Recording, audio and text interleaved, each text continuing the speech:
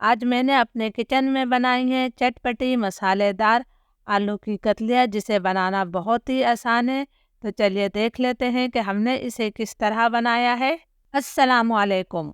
मेरा नाम है शाहीन और मैं अपने किचन में आप सबको खुश आमदीद कहती हूँ। आज मैं अपने किचन में बहुत ही आसान तरीके से चटपटी मसालेदार आलू की कतलियाँ बना रही हूँ। इसके लिए मैंने आधा किलो आलू लिए हैं। इन्हें छील कर थोड़े मोटे टुकड़ों में मैंने काट कर पानी में रखा हुआ है। बहुत ज़्यादा पतले टुकड़ों में मत काटिएगा, वरना वो पकाते वक्त टूट जाते हैं। तो चलिए हम इस मज़ेदार रेसिपी को बनाना शुरू करते हैं। मसालेदार आलू की कतलियाँ बनाने के लिए मैंने 1/4 कप तेल लिया है। तेल को मैं गरम कर लेती हूँ। तेल गरम हो गया है तो अब मैं इसके अंदर आलू शामिल कर रही हूँ। फ्लेम मेरा मीडियम है। मीडियम फ्लेम पर मैं इन आलू को जो है 3-4 मिनट तक फ्राई करूँगी, ताकि इन पर हल्का सा जो है गोल्डन ब्राउन कलर आ जाए। इस तरह कतलियों का जायका कई गुना बढ़ जाता है। आलू को फ्राई करते हुए मुझे 4-5 मिनट हो गए। माशाल्लाह बहुत ही प्यारा आलूओं पर जो है गोल्डन ब्राउन सा कलर आ गया है। तो अब मैं तमाम आलू वापस जो है तेल से निकाल लेती हूँ। आलू को मैंने निकाल लिया है। आलू भी हमारे 40 से 50% तक गल गए हैं। अगर इस वक्त आपको तेल कम लगे तो आप इसमें थोड़ा तेल और डाल सकते हैं। अब मैं इस तेल के अंदर आधा चाय का चम्मच सफ़ेद ज़ीरा शामिल कर रही हूँ। इसके साथ ही मैंने जो है 7-8 लहसुन की कलियाँ ली थी और 1 इंच अदरक का टुकड़ा लिया था, जिसे मैंने मोटा मोटा सा कूट लिया है। 4-5 में हरी मिर्चें बारीक काट कर शामिल कर रही हूँ। अदरक लहसुन को भी मैं 1.5-2 मिनट तक भून लेती हूँ, ताकि अदरक लहसुन का कच्चापन ख़त्म हो जाए। कूटे हुए अदरक लहसुन का बहुत ही अच्छा जायका आएगा कतलियों में। अदरक लहसुन हमारा भुन गया है तो अब मैं इसके अंदर प्याज शामिल कर रही हूँ। ये एक दरमियाने साइज़ की मैंने प्याज ली है, जिसे मैंने बिल्कुल बारीक चॉप कर लिया है। प्याज को हमने मुसलसल चलाते हुए लाइट ब्राउन कर लेना है। जब तक हमारी प्याज फ्राई हो रही है, हम एक मसाला बना लेते हैं। ये मैंने 150 ग्राम यानी कि आधा कप से थोड़ा ज़्यादा दही लिया है। दही आपका ज़्यादा खट्टा नहीं होना चाहिए। इसमें मैंने 1 चाय का चम्मच नमक शामिल कर दिया है। इसके साथ ही हम इसके अंदर 1.5 चाय का चम्मच भरकर जो है धनिया पाउडर शामिल करेंगे।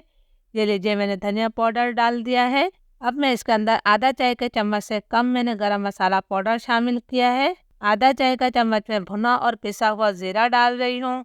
1 चाय का चम्मच हम लाल मिर्चों का पाउडर शामिल कर देते हैं। मिर्चें आप अपने टेस्ट के मुताबिक ले सकते हैं। आधे चाय के चम्मच से थोड़ी कम मैंने हल्दी ली है। अब तमाम मसालों को हम अच्छी तरह से दही में मिक्स कर देंगे। जब हम मसाले दही में डालकर मिक्स कर लेते हैं तो दही के फटने के चांस बिल्कुल भी नहीं होते। मसालों को मैंने बहुत अच्छी तरह से मिक्स कर लिया है। प्याज हमारी लाइट ब्राउन हो गई है, बस इससे ज़्यादा डार्क कलर आपने नहीं देना है। तो अब जो हमने दही में मसाले मिलाकर रखे हैं, ये मसाला हम शामिल कर देते हैं। ये मैंने तमाम मसाला डाल दिया है, बस कटोरी में थोड़ा सा मसाला बाकी है। 1/4 कप पानी डालकर मैंने ये मसाला भी निकाल लिया है, ताकि कोई भी चीज़ हमारी ज़ाया ना हो। अब हमने लो टू मीडियम फ्लेम पर इस मसाले की इतनी देर तक भुनाई करनी है कि दही का पानी खुश्क हो जाए और तेल इससे अलग हो जाए। लो टू मीडियम फ्लेम पर मैंने मसाले की 4-5 मिनट तक भुनाई कर ली है। तेल इससे अलग हो गया है तो अब हमने इसके अंदर फ्राई किए हुए आलू शामिल कर देने हैं। ये लीजिए जी मैंने आलू डाल दिए हैं। हल्के हाथों से हमने आलू को मसाले में अच्छी तरह से मिक्स कर लेना है, इसलिए कि हमारे आलू 40 से 50% तक गल चुके हैं। आलू को मैंने मसाले के साथ अच्छी तरह से मिक्स कर लिया है तो अब हम इसके अंदर पानी शामिल कर रहे हैं। आपने जितनी ग्रेवी रखनी है आप उतना पानी डाल सकते हैं। मैंने इसके अंदर 1 कप से थोड़ा कम पानी शामिल किया है। इसे मैं मिक्स कर देती हूँ। लो टू मीडियम फ्लेम पर मैं इसे ढककर जो है 7-8 मिनट तक और पकाऊंगी, ताकि आलू हमारे अच्छी तरह से गल जाए। लो टू मीडियम फ्लेम पर आलू कतलियों को पकते हुए 6-7 मिनट हो गए हैं। माशाल्लाह मैंने ढक्कन हटाया है, बहुत ही प्यारी खुशबू आ रही है।